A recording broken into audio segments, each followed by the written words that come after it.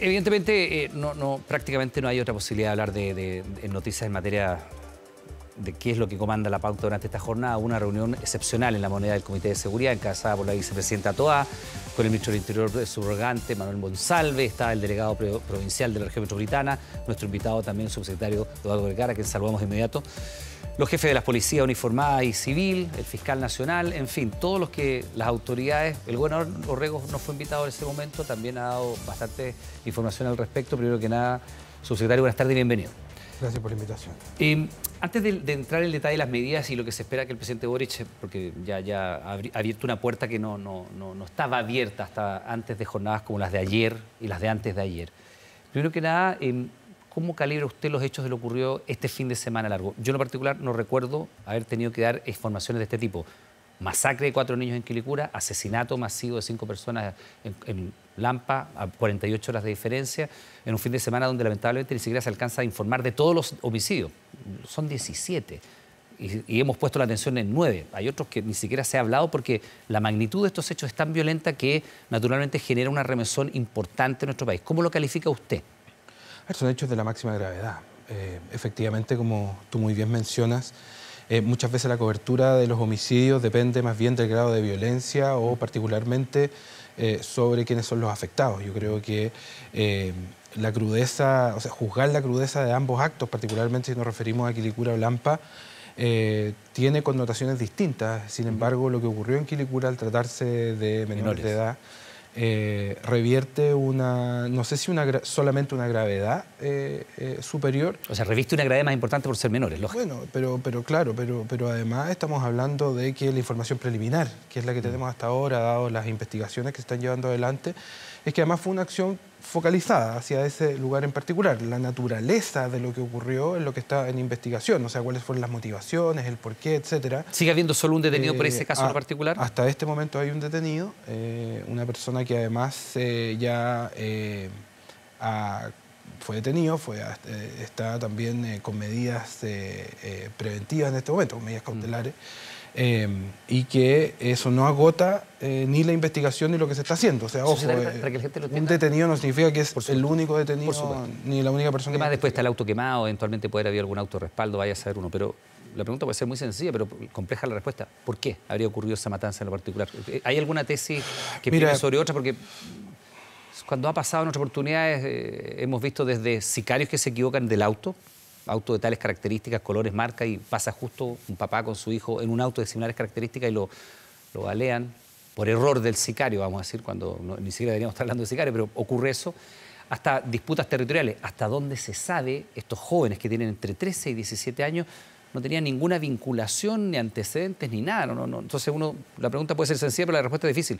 ¿Por qué habría ocurrido ese tiroteo en lo particular? ¿Qué dice la investigación hasta este minuto? Particularmente la complejidad de la respuesta se debe a que estamos en plena investigación.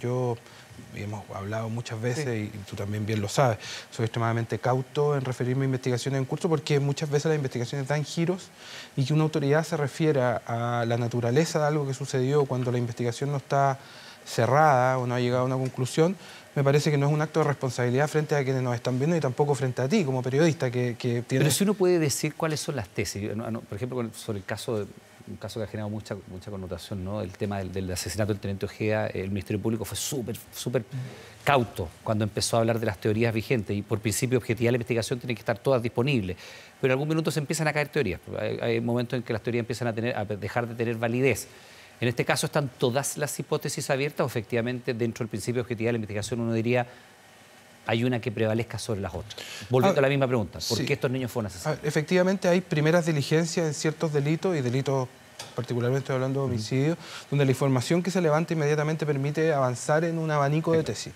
En este caso, creo que particularmente las policías han sido muy cautas, también el Ministerio Público, particularmente porque además estamos, perdón lo reiterativo, pero estamos tratando de menores de edad. Sí, claro. Entonces se ha manejado con la cautela que merece un caso como este y créeme que si hay algo que nos gustaría siempre a las autoridades cuando estamos tratando o cuando tratamos delitos en general, es poder llegar a las causas lo antes posible porque eso facilita muchas veces la investigación, pero también la reducción de impunidad. Pero lo que no significa es que voy a cometer la imprudencia de poner una tesis sobre la mesa y que después, primero, o no sea esa la que prevalece, o la investigación de un giro como lo puede dar en cualquier caso. Pero usted no puede descartar que haya más personas vinculadas a este homicidio en lo particular, el de Quilicura, ya el de Lampa. Mientras las investigaciones siguen en curso y los procedimientos siguen en curso, nunca se descarta la posibilidad de más participantes. Vamos a Lampa. ¿Hay algún grado de claridad de quiénes son estas víctimas fatales, estos 5 ciudadanos extranjeros, 4 hombres, una mujer, y qué participación tienen en la dinámica de los hechos? Lo que se sabe, esta es una parcela en Lampa que eventualmente era arrendada para fiesta, sin tener permiso ni patente comercial para aquello, y que estaba en pleno desarrollo de una fiesta. Vecinos reportan que se escuchó música y luego los tiroteos que son reportados de inmediato, y Carabineros llegó tan pronto que incluso logró aprender a algunos de los sujetos, uno con arma y otro herido. En fin, hay 6 personas detenidas, 2 heridas, grave pero fuera de riesgo vital. 5 personas fallecidas, hasta lo que se sabe. La nacionalidad de las personas y qué papel juegan en la dinámica de estos hechos. A ver, la información que se maneja a este momento tiene más bien que ver con el procedimiento y qué es lo que ocurre después de que se hace la denuncia. Yo quiero destacar, más allá de la gravedad de los hechos, que aquí hubo una reacción bastante rápida, particularmente por parte del COPE de Carabineros, y eso también lo ha destacado la Policía de Investigación, es que la llegada rápida de Carabineros permitió que se gatillara una serie de procedimientos para dar con personas que fueron interrogadas como testigos o que eventualmente pueden tener o jugar un rol en esto. La información, además, que está disponible hasta ahora, hay una investigación en curso. Estos son hechos también bastante recientes. Estamos hablando de que ocurren en la media jornada del día de ayer. Sí, ya 36 horas del 8. Sí. Por ahí. Hablan de eso. Se está determinando la identidad de las personas. Pero se sabe si son venezolanos, colombianos, chilenos. Es que eso no se sabe hasta que se determina la identidad de una persona. No están identificados.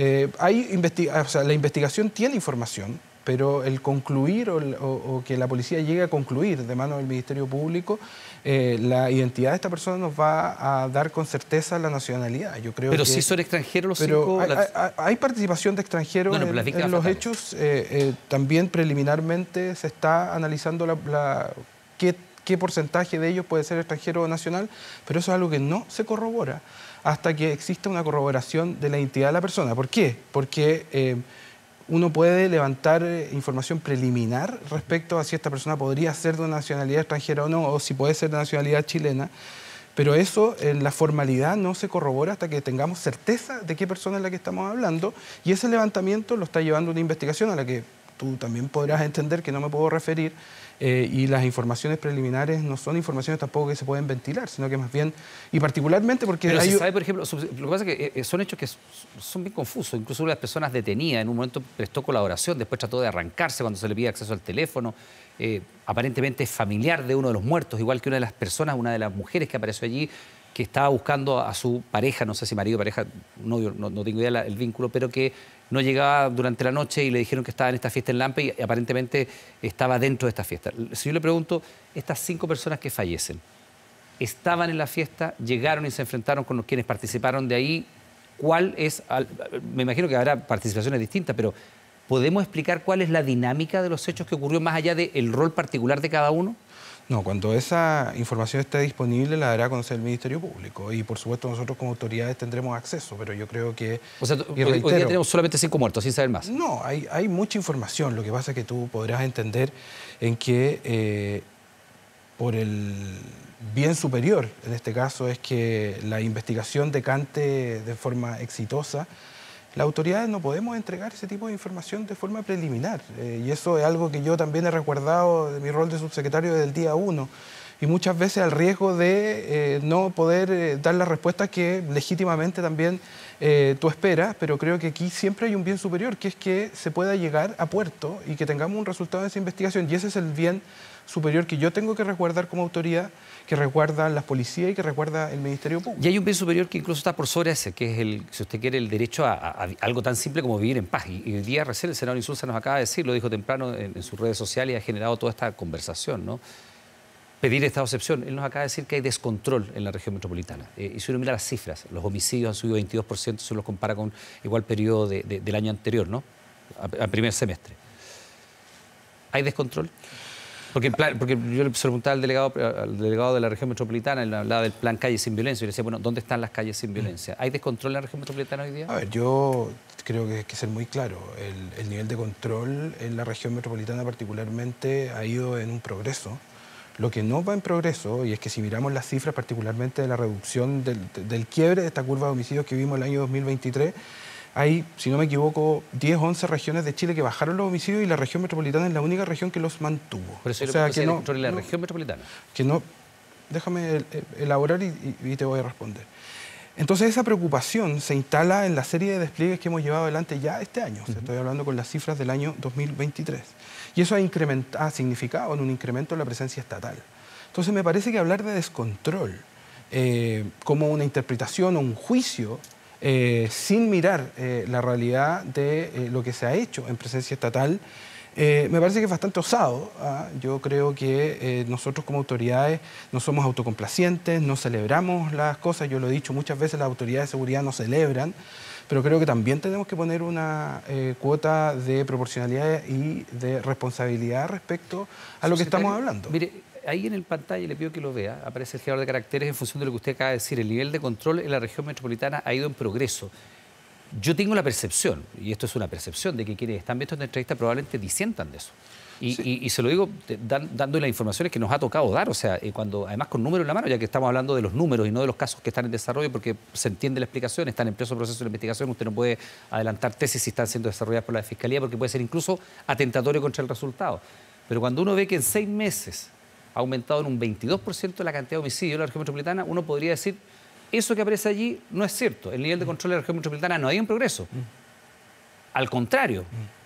Hoy día muere mucha más gente que el año pasado en la región metropolitana. Sí, es que podemos hacer lo siguiente, Iván.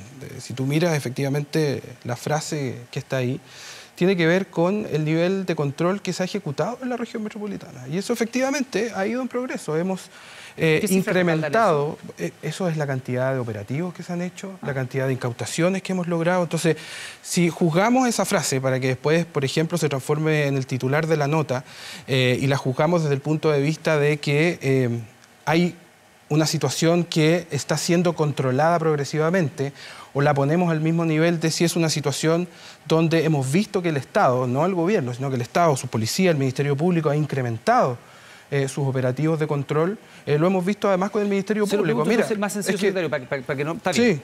Más sencillo. ¿Hoy día usted diría que Santiago es una ciudad segura?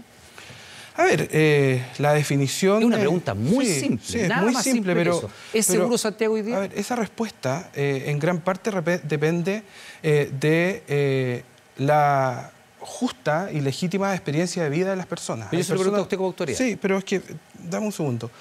Hay personas que han vivido en lugares que han definido como inseguros por décadas. Hay lugares donde no se sentía una sensación de seguridad que hoy se siente. Entonces, eso tiene más bien que ver con el nivel de capacidad que el Estado tiene en una región como la región metropolitana. En estándares, yo personalmente creo que lo que no se puede hacer es solamente compararnos, ¿no es cierto? Pero también hay que ponerlo en justa proporcionalidad. Si estamos hablando en parámetros de seguridad en la región metropolitana, lo que hemos visto es que a diferencia de otras regiones, a medida que los homicidios... ¿De vecinos? No, regiones de nuestro país. A medida que hemos visto bajas en gran parte de las regiones de nuestro país en homicidios particularmente, en la región metropolitana eso no ha ocurrido. Ahí el año 2023 tuvimos una cifra que hablaba de un 0% de baja o alza, siendo que había regiones donde esto había bajado. Me pasa también con un tema que yo trabajo personalmente y que hemos puesto mucha energía como el robo violento de vehículos. Hay regiones como Antofagasta donde el robo violento de vehículos ha bajado en un 70%.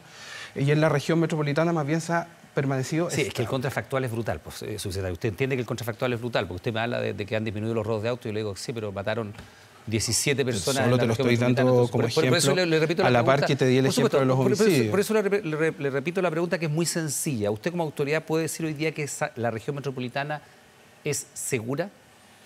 O sea, la región metropolitana en su conjunto se compone de distintas comunas que tienen niveles de seguridad distintos. Y si una persona vive... ¿Usted dice Antofagasta hoy día más seguro? Sí, pero a ver, si una persona siente o vive un nivel de seguridad es algo que queda para cada persona. O sea, el nivel de seguridad no es lo mismo dependiendo del barrio del cual estamos hablando en este momento. Las percepciones que entiendo son evidentemente particulares.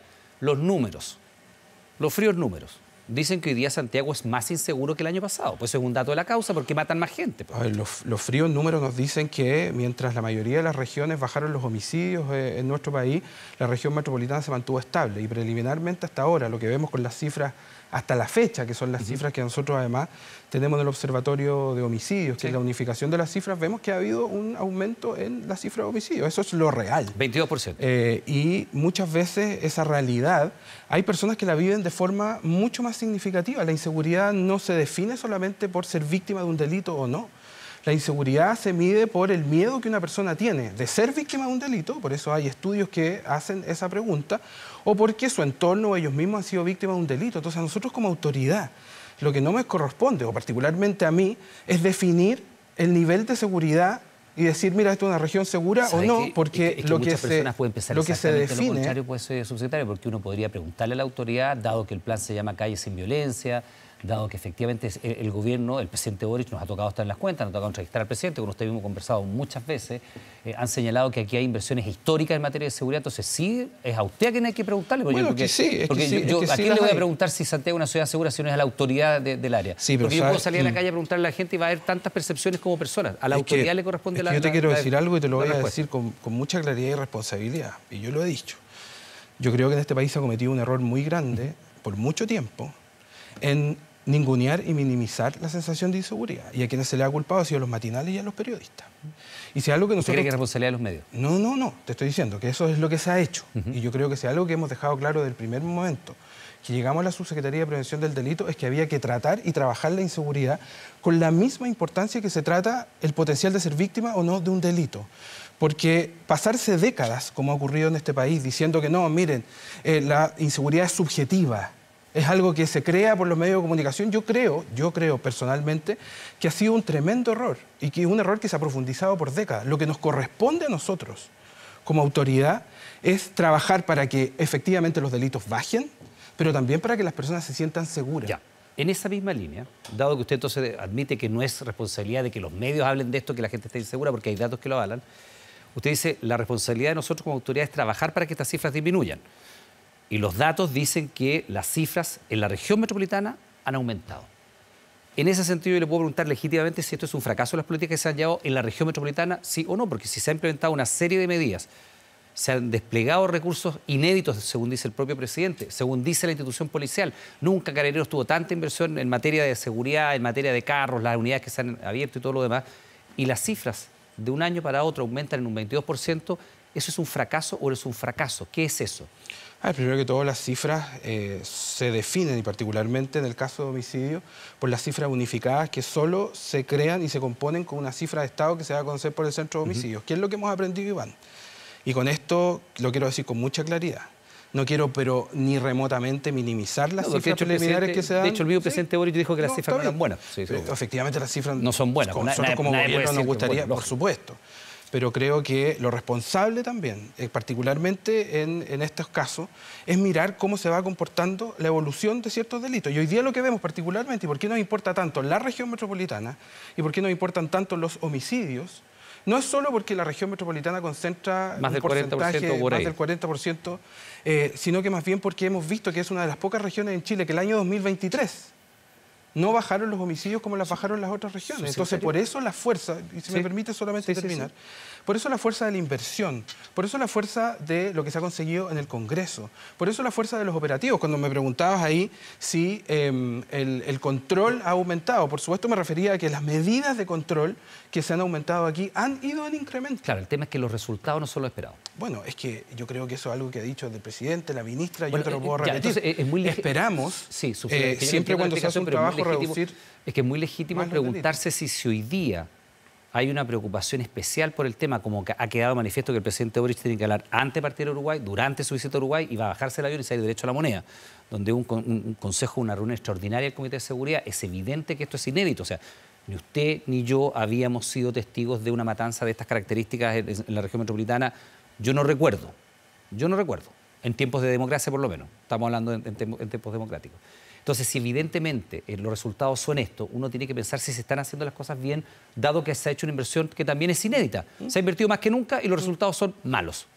¿Qué evaluación se hace? Sí, yo creo que, y más que nada la evaluación no es una evaluación que hago yo, sino que hacemos como autoridades de gobierno, es primero hay que entender que en materias de delincuencia y criminalidad las respuestas tienen que ser dinámicas. O sea, lo que yo el delito puedo... Sí, y por eso mismo hoy día se van a conocer estas 5 medidas más, que primero no son las únicas medidas, que cualquier persona responsable, sea un criminólogo o una autoridad, una ex autoridad, te va a además decir que no van a ser las últimas, ni para este gobierno ni para el próximo. La responsabilidad de los gobiernos es siempre tener ese dinamismo para ir un paso más adelante. ¿Eso se cumple o no?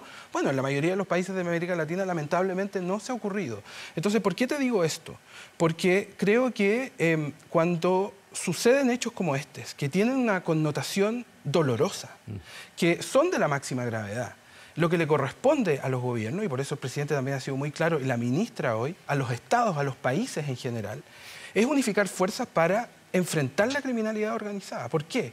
Porque no estamos hablando de delitos que son aislados, y eso lo sabemos. Estamos hablando que preliminarmente en los dos casos, por eso ha concurrido particularmente en el AMPA el eco del Ministerio Público, porque lo que se está investigando es presencia de criminalidad organizada. Entonces son fenómenos criminales que requieren una fuerza estatal mayor, porque efectivamente, Iván, las instituciones del Estado cuando trabajan y colaboran en conjunto son más fuertes que la criminalidad, y eso no lo digo yo, sino que lo ha demostrado la evidencia. Entonces, cuando se define y se decide en invertir, cuando se toma la decisión de avanzar en operatividad y aumentar las medidas de control en la región metropolitana progresivamente, como lo he mencionado en esta entrevista y como se ha hecho, como también en otras regiones del país, primero es porque hay un conocimiento de lo que está sucediendo, las cosas no pasan de la noche a la mañana para que podamos hacer lo que estamos haciendo hoy. Hubo decisiones presupuestarias del primer año de gobierno y el segundo año de gobierno. Entonces es en ese contexto en el que la tarea que nosotros estamos enfrentando como Ministerio y como Estado en su conjunto, porque hoy día en la reunión también estaba el Ministerio Público, y por eso se toma la decisión de que ejemplos que han dado resultados, que tú puedes decir, bueno, sí, pero no son los óptimos, bueno, pero que han mostrado el camino que muestra que da resultados, nosotros lo estamos reforzando. Por eso un ECO que estaba enfocado particularmente en los delitos de criminalidad organizada, hoy va a crecer a los delitos más violentos. Por eso la decisión que se toma de las fuerzas de tarea que hemos hecho en muchas regiones también va a suceder en la región metropolitana. Subsecretario, creo que de lo que hemos conversado, estamos de acuerdo en que es una situación excepcional. Yo creo que eso hay poco que discutir al respecto. Usted me describe las medidas que se han tomado y yo le insisto que los resultados no son lo esperado y eso es obvio. El presidente dice que los números son malos, entonces y la realidad nos dice así. ¿Qué es lo que hay que modificar? Porque si efectivamente hoy día se dota de más recursos a Carabineros, si hoy día hay una fiscalía contra el crimen organizado, va a haber una segunda que esté especializada en quienes sean reincidentes y es un mismo rango de acción intenso, pero está en un rango. Hoy día usted escuchó, me imagino, al senador Insulza y todos los senadores, diputados y la mesa directiva del Partido Socialista, que es un partido de gobierno, dicen que aquí hay que pedir estados de excepción. El senador Insulza dice hay descontrol en la región metropolitana, usted dice que eso es osado, y el senador Insulza dice que hay que hacer un estado de sitio, que es un estado de excepción constitucional bien particular, que le permite al Estado detener personas en lugares distintos de los centros de detención, que le permite al Estado disponer de militares en las calles, que le permite al Estado restringir el derecho de circulación, el derecho de reunión, toques de queda, todo lo que sabemos. Un abanico de acciones que hoy día no están presentes dentro de las que propone el Ejecutivo. Y lo dice el senador Insulza, socialista, exministro de Interior, secretario general de la OEA. No vamos a decir que es una persona distante del gobierno, muy por el contrario. ¿Le parece osado todavía eso?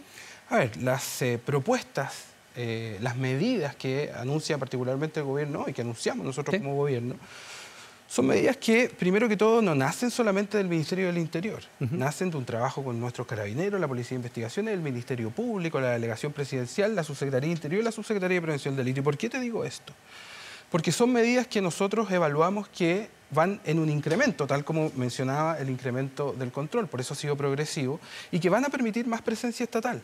Y van lo que necesitamos hoy, y por eso hay un incremento significativo en los carabineros, hay 500 carabineros, que como sabemos que hay una urgencia en la región metropolitana respecto a la cobertura policial, no hay alcalde en esta región, ni tampoco en el país que me diga que quiere más carabineros, se toma una decisión, que hay 500 efectivos que salen de la DESOSCAR el 9 de agosto, que van a entrar como contingente a la región metropolitana. ¿Es lo único? Claramente no es lo único. Ya, pero si yo no le pregunté eso. No, pero es que si tú me preguntas que compare medidas. No, yo le pregunté si le parece osado el estado de sitio. La pregunta fue súper clara, porque usted me está escribiendo las medidas que se tomaron y que son de público conocimiento. Bueno, que son comparativas respecto a lo que vamos a hacer. Y yo le pregunto concretamente, el estado de sitio, que es un estado de excepción constitucional bien gravoso, que le da al Estado en situaciones de emergencia muy particulares atribuciones que no tienen un régimen democrático convencional en el día a día. porque implica que usted como Estado, usted, subsecretario Vergara, como autoridad, puede determinar que yo, X, fulanito, menganito, el que sea, puede ser detenido en un lugar, bueno, el presidente en realidad, en un lugar distinto de una cárcel, en un lugar distinto del lugar de detención. Usted puede restringir la libertad de circulación, de movilización, de reunión, puede poner toque de quedas, puede sacar militares a la calle. Yo le pregunto concretamente, esa solicitud que la plantean senadores socialistas, no es José Antonio Kast, no son los republicanos, no es la UDI, bueno, también lo han hecho, pero en este caso la voz que levanta eso es un senador socialista que fue ministro de Interior, secretario general de la OEA, no vamos a decir que es una persona de derecha. Y esa persona plantea que, dado lo excepcional de lo que está ocurriendo en Chile, el estado de sitio es la medida adecuada. Yo eso le pregunto a usted, ¿qué le parece a usted eso? A ver, ni la evidencia, ni la conversación que tuvimos hoy día abordó, y así lo dijo el subsecretario Monsalve también, el estado de sitio como alternativa. ¿Por qué? Y esta es mi respuesta, y que tiene que ver con lo que nosotros necesitamos como país que funcione.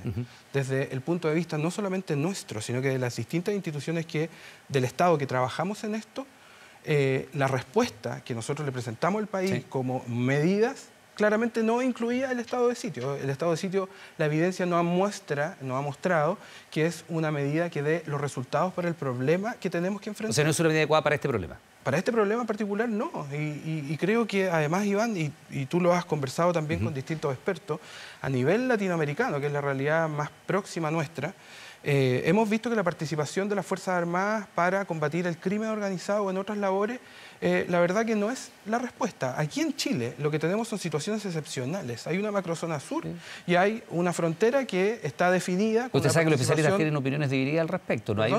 Los especialistas en seguridad, la experiencia comparada internacional, señala que también... Yo creo que los especialistas pueden tener la opinión que quieran, pero permítame una cosa, pero la experiencia personal... La experiencia comparada en países latinoamericanos también demuestra que frente a situaciones excepcionales, cuando se ha utilizado el ejército, también ha servido. O policía militarizada, o escalas distintas de lo que tenemos hoy día. O sea, hay realidades y opiniones distintas. Yo creo que una cosa, Iván, es la legítima opinión que un experto, un no experto, un ciudadano, un senador, un diputado, una alcaldesa pueden emitir. Pero si hablamos de experiencia comparada, me gustaría ver cuál es la experiencia comparada que muestra que un estado de sitio ha tenido resultados profundos, resultados que se sostienen en el tiempo respecto al crimen organizado. Eso estoy por verlo y me encantaría que si alguien que haga esa propuesta, también la podamos ver.